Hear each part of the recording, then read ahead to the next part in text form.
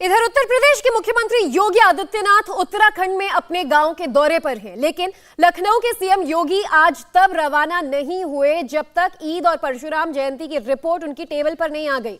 उत्तराखंड में सीएम योगी आदित्यनाथ ने अब से थोड़ी ही देर पहले बड़ा दावा किया। सीएम ने कहा कि यूपी की आबादी 25 करोड़ की है, लेकिन ईद के मौके पर कहीं भी सड़क पर नमाज अदा नहीं की गई। सीएम योगी के दावे की हकीकत पूरे उत्तर प्रदेश में दिखाई भी दी, लेकिन गहलोत सरकार में राजस्थान के जोधपुर में ईद से पहले शुरू हुआ बवाल ईद की नमाज के बाद भी दिखा। ईद के त्योहार पर जोधपुर में दुकानें लूटी गई, गाड़ियों को आग के हवाले किया गया, एटीएम में लूटपाट की कोशिशें की गई। हालात इतने बिगड़े कि कर्फ्यू लगाने की नौबत तक आ गई। तो आखिर योगी ने ऐसा क्या किया जो गहलोत या फिर अन्य राज्यों के सीएम नहीं कर पाए? आइए देखते हैं हमारी रिपोर्ट।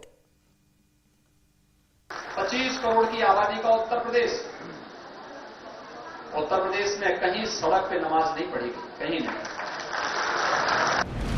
ईद पर यूपी में क्या हुआ, कैसे योगी के सिस्टम ने काम किया, सब दिखाएंगे। लेकिन पहले एक नजारा जोधपुर का देखिए।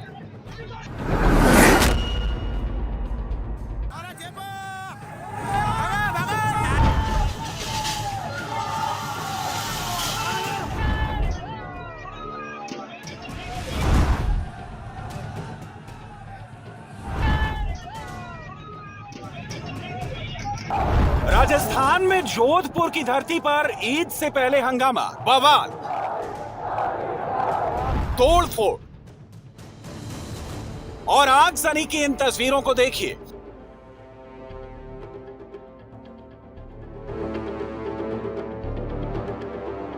विवाद केवल झंडा लगाने का था, लेकिन जोधपुर में तैयारी बहुत ज्यादा खतरनाक थी। कल रात तो बात को शांत करवा दिया गया, लेकिन आज ईद के नमाज के बाद भीड़ सड़कों पर थी। अल्लाहू अकबर के नारे थे। नमाज के बाद भीड़ ने बाइक जला दी, एटीएम में तोड़फोड़ मचाई, तलवार लेकर सड़कों पर जमकर उत्पात मचाया।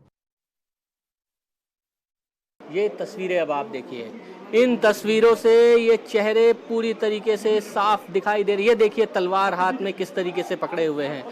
इन तस्वीरों में आप देखिए एक एक के चेहरे बेनकाब हो रहे हैं और इनके नापाक मंसूबे आप खुद अंदाज़ा लगा सकते हैं कि किस तरीके से ये दहशत फैलाने की एक साजिश, किस तरीके से प्लानिंग रची गई थी। हाथ में तलवार लेकर यहाँ पर मौजूद है और उसके बाद जब सवाल पूछे जा रहे हैं तो लोग कह रहे हैं कि सामने की तरफ से दूसरा पक्ष हंगामा कर रहा है। इस तरीके के हंगामे में फिर तलवार की ज़रूरत क्या पड़ी थी? और जिस तरीके से लोगों ने मारने के लिए दौड़ाया है उससे साफ इनकी मंशा जाहिर हो रही है कि पूरे इलाके में दहशत फैलाने और लोगों को मारने पीटने का एक सबसे बड़ा मास्टर प्लान यहाँ पर तैयार हो रहा था। हर कोई नकाब में मौजूद है। इस वक्त कैमरे में जिस वक्त ये पूरा अपने मंसूबों को अंजाम देने की कोशिश कर रहे थे उस वक्त तो इनके चेहरे पूरी तरीके से कैद हुए हैं कैमरे में, लेकिन उसके बाद अब तमाम लोग जो वहाँ पर खड़े हुए हैं वो नकाब पहन के खड़े हुए हैं। कोई भी यहाँ पर किसी तरीके की जो हरकत है उसको अंजाम देने की कोशिश कर रहे हैं, लेकिन उनके चेहरे इसमें बेनकाब हो गए हैं। अब पुलिस इन चेहरों को देख कर ही पूरी कार्रवाई को अंजाम देगी, उस हिसाब से इनके ऊपर मामला दर्ज किया जाएगा। जोधपुर जो कमिश्नरेट है वो कर्फ्यू लगाने की तैयारी कर रही है, सबसे बड़ी बात यह है। और इन चेहरों के आधार पर इन लोगों को गिरफ्तार किया जाएगा, इनको हिरासत में लिया जाएगा, इनके खिलाफ मामला दर्ज किया जाएगा। यही वजह है कि जिन जिन घरों में सीसीटीवी लगे हैं, जोधपुर पुलिस कमिश्नरेट की जो टीम है वो वहाँ पर मौके पर मौजूद है और उन सीसीटीवी फुटेजों को खंगाला जा रहा है और उनमें उन तस्वीरों को देखा जा रहा है जो लोग दंगाई हैं, जो दंगा फैला रहे थे। अब इनको इसके बाद क्या कार्रवाई होती है, किस तरीके की कार्रवाई जोधपुर पुलिस करेगी, प्रशासन करेगा, ये एक बहुत बड़ा सवाल है। जोधपुर में लॉ एंड ऑर्डर की धज्जियां उड़ाती इन तस्वीरों को भी देखिए। दंगाई हाथ में तलवार लेकर खुलेआम सड़क पर घूमते दिखाई दे रहे हैं। इंडिया टीवी के कैमरे से अब ये दूसरी तस्वीर देखिए जिसमें सिर्फ तलवार नहीं, ये देखिए दौड़ते हुए तमाम लोग आ रहे हैं और इनके हाथों में तलवारें, लाठी, देखिए 1 2 3 4 5 6 7 8 9 8 से 10 हाथों में तलवारें, लाठी, डंडे, हॉकी स्टिक्स, बल्ले। ये देखिए हाथ में बैट लेकर लोग यहाँ पर टूट पड़ रहे हैं लोगों को मारने। बच्चे भी इसमें शामिल हैं। ये देखिए यहाँ पर किस तरीके से हाथ में लाठी डंडा तलवारों को लेकर यहाँ पर लोग जा रहे हैं, और एक दो नहीं, किसी के एक दो नहीं बल्कि हाथ में लगभग तमाम तलवारें और लाठी डंडे से लैस होकर यहाँ पर लोगों ने पूरी ये हिंसा और पूरी इस तरीके की हरकत को अंजाम देने की कोशिश की है। और अब आप देखिए किस तरीके से इनके चेहरे सबके सामने हैं। जोधपुर पुलिस कमिश्नरेट की टीम भी यहाँ पर मौजूद है, जो लगातार इन हरकतों को सीसीटीवी में जो हुई है उनको रिकॉर्ड कर रही है, ताकि इसके आधार पर इन तमाम दंगाइयों के ऊपर जोधपुर पुलिस कार्रवाई करे। कुल मिलाकर सबसे पहले एक तस्वीर आपने देखी थी जो नीली पन्नी के साथ हाथ में तलवार लेकर मौजूद था। उसके बाद इन तस्वीरों में देखिए जब ये लोग मारने के लिए आ रहे थे, सबके हाथों में तलवारें लाठी डंडे यहाँ पर मौजूद हैं, और ये लोग यहाँ पर किस तरीके से यहाँ पर मौजूद हैं और दंगा फैलाने की कोशिश कर रहे हैं और हंगामा कर रहे हैं। आप देखिए जोधपुर में ईद पर टेंशन इतना हाई हो गया कि 10 से ज्यादा थाना क्षेत्रों में कर्फ्यू लगाने की नौबत आ गई। सीएम गहलोत ने हाई लेवल मीटिंग बुलाई, डीजीपी सहित सभी बड़े अफसर बैठक में बुलाए गए, लोगों से शांति बनाए रखने की अपील की गई। जोधपुर में जो तनाव पैदा हुआ है कल देर रात से, वो बहुत ही दुर्भाग्यपूर्ण है, और मैं समझता हूँ कि हमारी राजस्थान की और मारवाड़ की परंपरा रही है, सभी समाज के सभी धर्मों के लोग हमेशा हर त्योहारों के अंदर भी प्रेम से भाईचारे से रहते आए हैं। मैं अपील करना चाहूँगा कि तमाम लोग शांति बनाए रखें और तनाव समाप्त करें, क्योंकि ये तनाव हिंसा का माहौल हित में नहीं है जोधपुर वासियों के भी। और जो लोग फिर भी ऐसे कोई तत्व एंटी सोशल एलिमेंट आते हैं तो सख्ती से निपटा जाएगा, ये मैंने पुलिस को निर्देश दे दिए हैं। सीएम गहलोत जोधपुर की घटना को लेकर फुल टेंशन में है। बीजेपी लॉ एंड ऑर्डर पर सवाल उठा रही है। लेकिन अब आप जोधपुर के बाद जयपुर की इन तस्वीरों को भी देखिए। ये जयपुर की सबसे व्यस्त सड़क पर जामा मस्जिद के सामने का नजारा है। यहाँ ईद के मौके पर नमाज सड़कों पर अदा की गई। हजारों की भीड़ सड़कों पर दिखाई दी, रोड ब्लॉक कर दिए गए।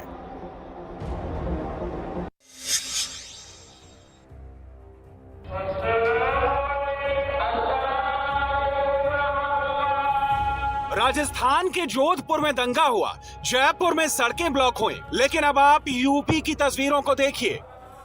लखनऊ में प्रोटोकॉल्स का, नियमों का पूरी तरीके से पालन किया जा रहा है, और जो प्रशासन की तरफ से हिदायत दी गई थी, धर्म गुरुओं ने जो अपील की थी, उसका पूरा असर लखनऊ में नजर आ रहा है। सकुशल लोग अपने घरों से निकले हैं, ईदगाह तक पहुंचे हैं, ईद की नमाज अदा कर रहे हैं, और सबसे महत्वपूर्ण बात यह है कि 2 लाख से ज्यादा लोग ईदगाह में मौजूद हैं, लेकिन सड़क पर एक भी शख्स, एक भी मुस्लिम भाई नमाज अदा करता हुआ नजर नहीं आ रहा है। तो ये कहा जा सकता है कि प्रशासन और सरकार की तरफ से जो गाइडलाइंस और नॉर्म्स इशू किए गए थे, उसका पूरी तरीके से लखनऊ में पालन होता हुआ नजर आ रहा है।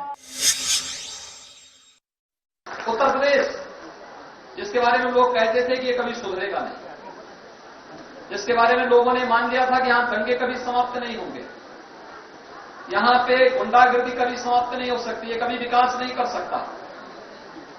आज देश के अंदर विकास की दौड़ में अग्रणी राज्य के रूप में उत्तर प्रदेश बढ़ रहा है। आज गुंडागर्दी एकदम समाप्त हो गई है, कोई गुंडागर्दी नहीं है। मैं आज लखनऊ से लगभग 1 बजे के आसपास चला, और 1 बजे के आसपास में इसलिए भी चला, मेरे पास यद्यपि यहां से एक ऑफर आया था कि आज पवित्र धाम गंगोत्री और यमुनोत्री के कपाट खुल रहे हैं, तो वहां का दर्शन, मेरी इच्छा थी, अक्षय तृतीया का पावन अवसर भी था। लेकिन आज अक्षय तृतीया थी, भगवान परशुराम की जयंती भी है, लेकिन ईद भी था, तो कहीं कोई उपद्रव न हो, शांतिपूर्ण ढंग से सारे कार्यक्रम संपन्न हो। मैं इसलिए 1 बजे तक स्वयं लखनऊ में रहा, और लखनऊ में आपने देखा होगा 25 करोड़ की आबादी का उत्तर प्रदेश में कहीं सड़क पे नमाज नहीं पढ़ेगी, कहीं नहीं।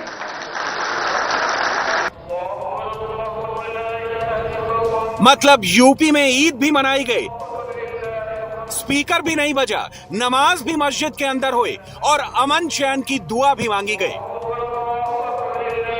वो भी 1 या 2 जगह नहीं, बल्कि पूरी 32,000 लोकेशन पर एक साथ। ईद का त्यौहार आज सकुशल संपन्न हुआ। लगभग 32,000 जगहों पे नमाज अता की गई।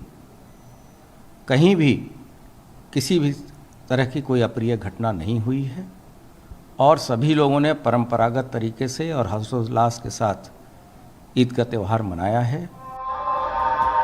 ईद के मौके पर यूपी के मुसलमानों ने जो पैगाम पूरे देश को दिया, उसके लिए योगी के मंत्री ब्रिजेश पाठक ने खुलकर तारीफ भी की।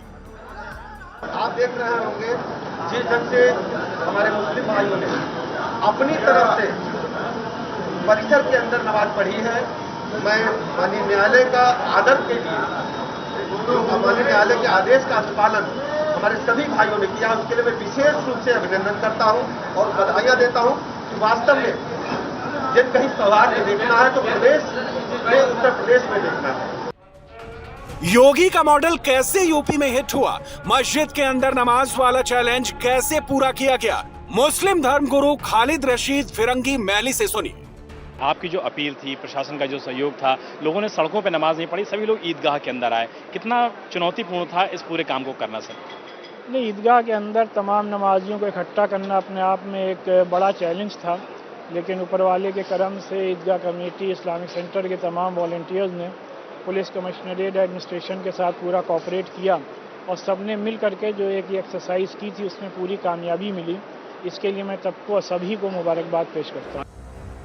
ईद के मौके पर यूपी में अमन चैन बनाए रखने का ये सामूहिक प्रयास था जो एकदम सफल साबित हुआ। इस तरीके से आज नमाज हुई है पूरे ईदगाह में, पूरे लखनऊ में, कहीं पे सड़क पे लोगों ने नमाज नहीं पढ़ी। कैसे देखते हैं आज के इस पूरे प्रशासन को? देखिए, प्रशासन का जो आदेश था उसको देखते हुए बड़ा सराहनीय काम हुआ है। किसी एक आदमी ने ईदगाह के अलावा रोड के ऊपर कोई नमाज नहीं हुई, जैसा आदेश था उसी तरीके से नमाज हुई है। वॉलंटियर्स के तौर पे हम आप लोग को देख रहे थे, आप लोगों के पास जा रहे थे, बातचीत कर रहे थे, लोगों को क्या समझा रहे थे और लोगों ने क्या कोई विरोध किया? विरोध किसी ने नहीं किया। जिसको जो समझाया गया उसने वो बात को फॉलो करा गया, क्योंकि ईदगाह के अंदर हमारी काफ़ी कैपेसिटी थी और काफ़ी लोग अंदर आ सकते थे, तो हम लोग ने उन सबको जो है ना अंदर समझा बुझा करके सबको अंदर करा और इत्मीनान से नमाज हुई, कोई दिक्कत नहीं हुई। एक हफ्ते से हम लोग देख रहे थे, आप लोग लगातार पुलिस के, प्रशासन के संपर्क में थे, तो क्या आप लोगों ने ऐसी बात भी की थी कि अगर मान लीजिए यहाँ जगह बढ़ती है तो कोई आसपास के स्कूल में, कॉलेज में हम लोगों को इकट्ठा कर लेंगे नमाज के लिए, लेकिन सड़क पर नहीं पढ़ेंगे? यहाँ पर ये हुआ था कि अलग अलग मस्जिदों में नमाज के लिए जो है कहा गया था, जैसे यहाँ पे 10 बजे थी तो और जगह पे 10:30 बजे करा दी गई थी, कहीं पे 11 बजे करा दी गई थी कि अगर यहाँ पर बाकायदा ओवरलोडिंग अगर होती है तो वो दूसरी मस्जिद में जा करके सब लोग नमाज पढ़ सकें। चुनौतीपूर्ण था कि लोग सड़क पे नमाज ना पढ़ें, अंदर जाके पढ़ें? देखिए, चुनौतीपूर्ण तो था, इतनी बड़ी पब्लिक को अगर जो है ना कंट्रोल करना बहुत हिकमत की बात है। प्रशासन ने भी साथ दिया और यहाँ के वॉलंटियर जितने थे उन्होंने भी बहुत साथ दिया। कुरैशी साहब जो कि वॉलंटियर्स थे यहाँ पर, उन्होंने पूरी तरीके से मुस्तैदी के साथ काम किया, पुलिस प्रशासन के साथ बातचीत की और आज ये संपन्न हो चुका है लखनऊ में। लोगों ने सड़कों पर नमाज नहीं पढ़ी, खुले में नमाज नहीं पढ़ी, ईदगाह पहुंचे, स्कूल में पहुंचे या पास की मस्जिदों में पहुंचे, लेकिन शासन और प्रशासन के निर्देशों का पूरी तरीके से पालन किया गया। यूपी में आज 32,000 लोकेशन पर एक साथ नमाज हुई, सब कुछ अच्छे से हुआ। अखिलेश यादव भी लखनऊ के ऐशबाग ईदगाह पहुंचे, लेकिन जब बोलने की बारी आई तो ममता का ट्रैक पकड़ लिया और फूट डालो राज करने की बात करने लगे।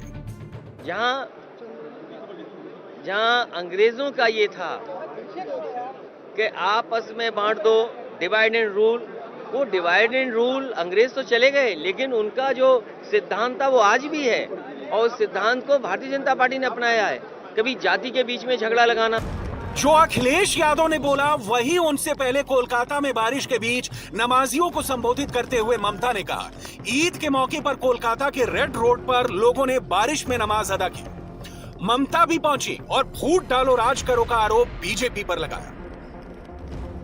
आज देश में जो चल रहा है वो ठीक नहीं है, जो डिवाइड एंड रूल पॉलिसी चल रहा है वो भी ठीक नहीं है, जो आइसोलेशन का पॉलिटिक्स चल रहा है वो भी ठीक नहीं है। हम यूनिटी चाहते हैं, हम सारे जहां से अच्छा हिंदुस्तान हमारा, हम वही चाहते हैं, हम वही चाहते हैं। मजहब यही सिखाता, आपस में वैरी रखना। अखिलेश और ममता बनर्जी ईद पर भी सियासत करने से नहीं चुके, लेकिन योगी को जो करना था वो उन्होंने यूपी में कर दिखाया। मेरठ में सड़क पर नमाज नहीं हुई, बल्कि 40,000 नमाजियों के लिए कॉलेज का ग्राउंड खोल दिया गया।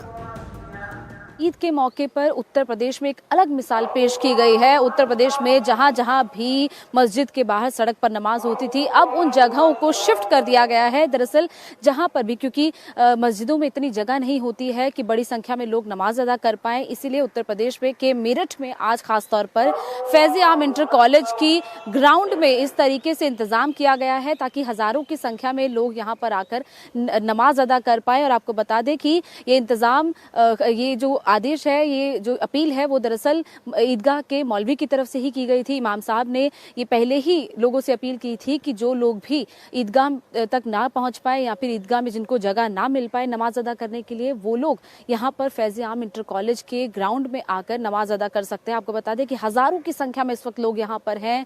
लगभग 40,000 लोगों का यहाँ पर इंतजाम किया गया है नमाज अदा करने का। यूपी में सरकार की नई पहल और ईद पर प्रशासन के इस इंतजाम से नमाजी भी खुश दिखे और दिल खोलकर तारीफ भी की। बार में नमाज ईद अदा की जाएगी। हमने ये अपील की थी लोगों से कि भाई जो ईदगाह में नमाज पढ़ने वाले वो ईदगाह में जाएं। जो रास्तों पे नमाज पढ़ते आए हैं या उनकी मजबूरी थी कि वो नमाज पढ़ते थे रोडों पर, वो रोड पे नमाज ना पढ़ के हम फैज़ाम में इंतज़ाम कर रहे हैं, फैज़ाम में नमाज पढ़ें। और जो महलों की मस्जिदें हैं, बड़ी बड़ी मस्जिदें, उनमें नमाज ईद अदा करें। बहरहाल रास्तों पर नमाज ना पढ़ें, हमने लोगों से अपील की थी। कोई दिक्कत नहीं है, एक सिस्टम बनाया है, उसे फॉलो किया है, सबने पूरा कोऑपरेट किया है, कोई दिक्कत कहीं किसी को आई नहीं है। जो नजारा मुंबई में था वैसी तस्वीरें भोपाल में भी थी। ईद की नमाज के लिए भोपाल की मस्जिद में लाखों नमाजी पहुंचे। मस्जिद भी फुल थी और मस्जिद तक आने वाली सड़कें भी फुल थी। सिस्टम यहां भी नहीं बनाया गया था। हर्षोल्लास के साथ नमाज उन्होंने अदा की है, दुआ अदा की। और इस वक्त ये जो आप दृश्य देख रहे हैं राजधानी भोपाल की ईदगाह के जो दृश्य हैं, जहां पर इस बार अगर मैं कहूं कि लाखों की संख्या में तमाम शहर से जो रोजेदार आए हैं ईद की खुशियां मनाते हुए देख रहे हैं। दरअसल ये खुशियां 3 गुनी इसलिए भी हो चुकी है क्योंकि कोरोना काल के चलते 2 साल तक ईद जो है तमाम रोजेदारों ने घरों पर ही जो है वो मनाई है। इसलिए इस बार अलग ही उत्साह, हर्ष और उल्लास, उमंग साफ तौर पर दिखाई दे रहा है। इंडिया टीवी हर वक्त हर जगह डाउनलोड करने के लिए सर्च करें India TV news Google play store या ऐप स्टोर पर।